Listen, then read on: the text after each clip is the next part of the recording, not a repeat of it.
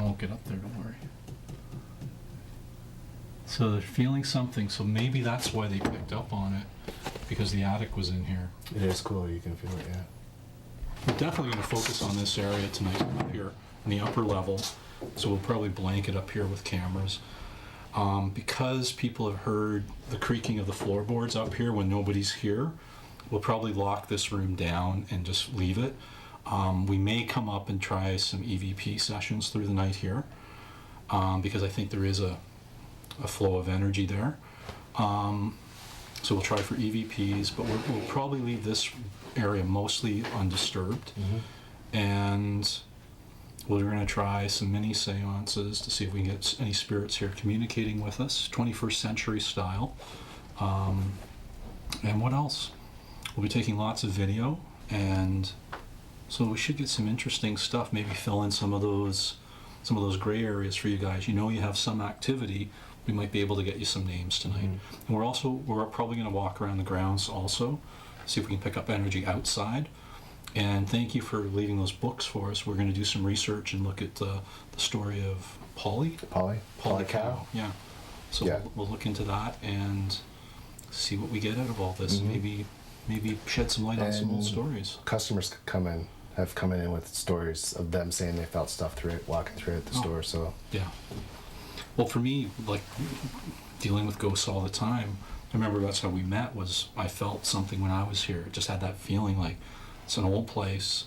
It's got to have some history, probably some ghost history as well. And so I wasn't really. I don't know if I was picking up on psychic impressions, but you know, it's an old building, probably built around the 1850s? 1836, I think it was. 1836, okay.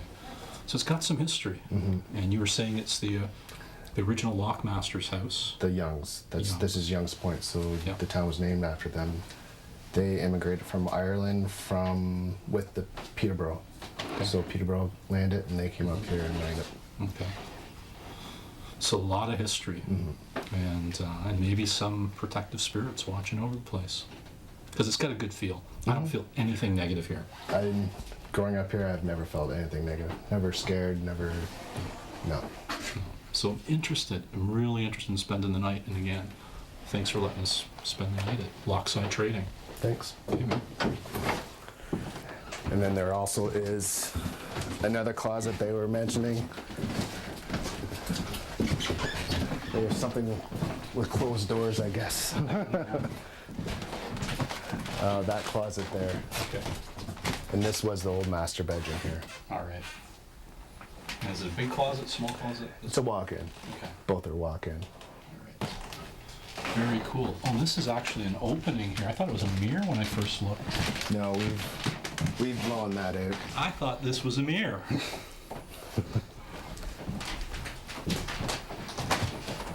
Very nice. It's a great place. And as you walk, you can tell the age of the house. Oh yeah, even the floors. Yeah. Holy smokes. Lots of creaking. And the stairwell down. Yeah. These were all original when we got them. We haven't changed any. Old plaster walls. It's all original from when my parents bought them. Very nice. It's a cool place. I'm looking forward to spending the night. Thank you for having us. You're welcome. And we promise we won't destroy anything. Well, we brought our credit cards just in case we see something we like. Okay? Thank you. All right. Once Cameron had completed his tour with Mike, the crew assembled and it was time for our mediums, Glenda and Gail, to survey the scene. They were immediately brought to an area off the former dining room, which Mike had heard stories about.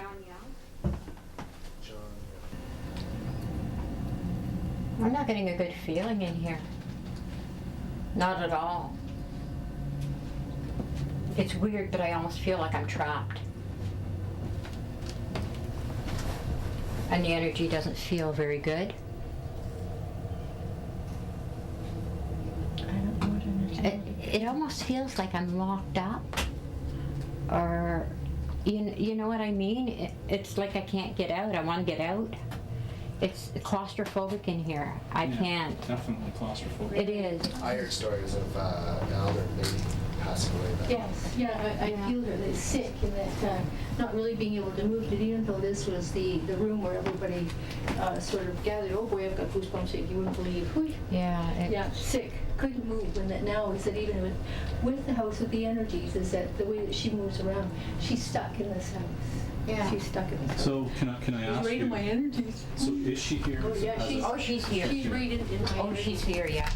Her knees were very bad, her legs were very bad, very heavy. Choice. She doesn't know if she can move on. She doesn't really, I'm getting the initial G. So that would maybe explain the feeling of being trapped. Yes, Yeah, yes, because she tried- can't- Her body, she couldn't really She can't her move body. on.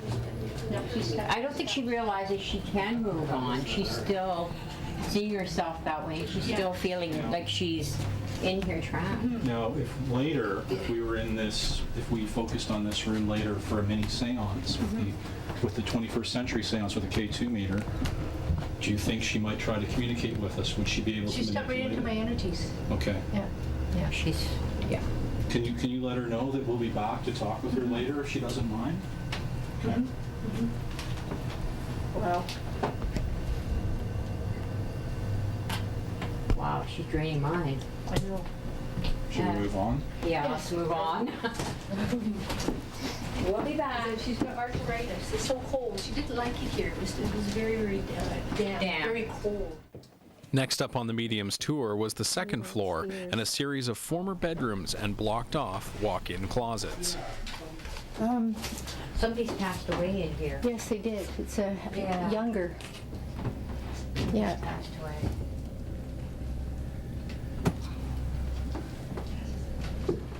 Breathing problems. Pneumonia. My chest is really heavy. Really heavy. Breathing problems. Almost like pneumonia. That's what I felt. Yeah.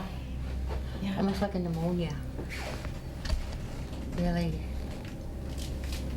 It used to be really cold up here too. They'd have some sort of a, I don't know showing me what some stove, sort of I a know bed stove. warmer or whatever this metal thing is. It was a really cold house. Yeah. Was there a stove, an old There stove? wasn't much heating here. Like they used to, you can still see it. Oh, yeah, yeah. Right, old okay, vent. The old yeah. vent, An old yeah. vent. Yes. So the heat from the stove from downstairs would come up here. Wow. Yeah. Oh, and she's showing me some sort of a round thing that they warm the bed up with. Yeah, they probably use old warm stones, heat them on the Yeah. fire, put them in the The bed. hay in the beds. Yeah. Yeah. Was she wearing a white nightgown? She was a big lady. I thought that she was a big lady, but very, very short, very bad knees, very strong accent. Yeah. Is it? And back then too, this would be a pretty early place, wouldn't it? In the winters? Not at all. Could you imagine? Well, they did a lot of Not a good trapping, feeling didn't at they? all. They a lot of trapping here. I see a lot of Well, fur. this used to be a stairwell here. Yeah, I'm not getting a good feeling, right? Yeah, the stairs used to come down there, but see this right here? Mhm. I'm not getting a good feeling at all. Not at all. Glenn, did you want to see if you pick up on anything here too? There, see that railing there? Yes. It's almost like somebody either fell or hung themselves. It's just a horrible, horrible feeling. To tell you the truth, I see the lady coming up here. This seemed to be where she'd come up all the time, as opposed to this, because a lot of business people were here, Yeah. and that even with the people staying over, so she tended to come up. The back stairs. Yeah, yeah. What mode of dress is the female that you're seeing? What is she wearing? How does she appear? When I'm seeing her coming up the stairs, is that yes, she does have on the long gown, but a lot of different the shawls around. Because that I guess I'm mostly seeing her coming up and down at night, and the old carrying a candle, the old candle.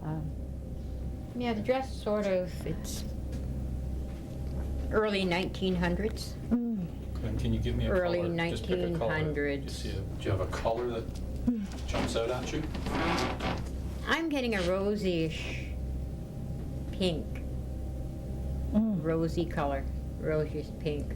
But what she's got on is an apron. over top of it. I'm seeing a white apron, comes around like this, and then she just tied it like that. Inside the front bedroom area, the mediums both picked up on a presence, which was then backed up with a spike on the EMF meter. Did you see this? So there's some energy here. Mm-hmm. Now, so you've got an energy reading. Are you picking up a spirit here to Oh, go yes. with that energy reading? Oh, yeah. His name's John. While Mike offered up more of the location's history, Cameron snapped a photo of the area with the energy readings and was surprised with the result. Yeah, Safe Beach Hotel. Yeah, okay. I saw something in that room We here. got a nice orb. Sorry. We got a nice orb. I thought so, yeah. It keeps coming in and around me. And that's around where the energy. Right here. Yeah.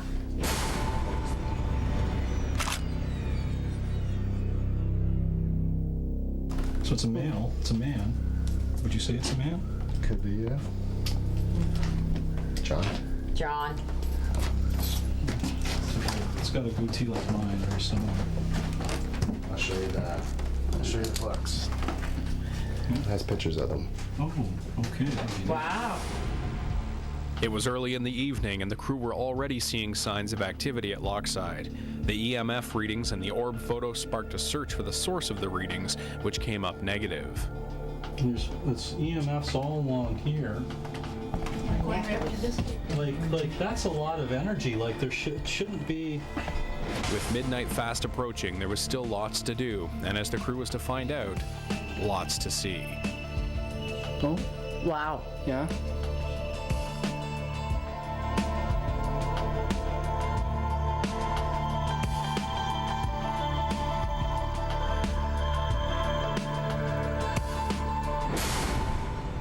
Well, there you go. That's part one of the Lochside trading investigation. I hope we have part two in the coming weeks.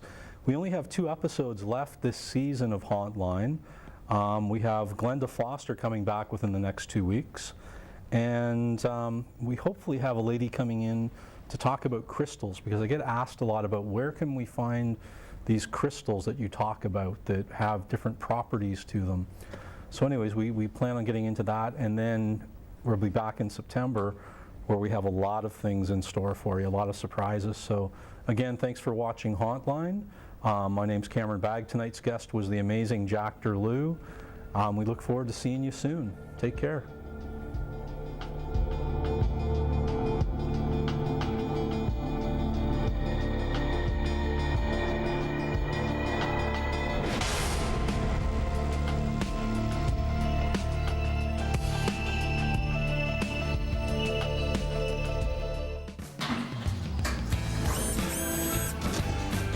TV Kojiko's presentation of Hauntline with Cameron Bagg is brought to you by Moving Media.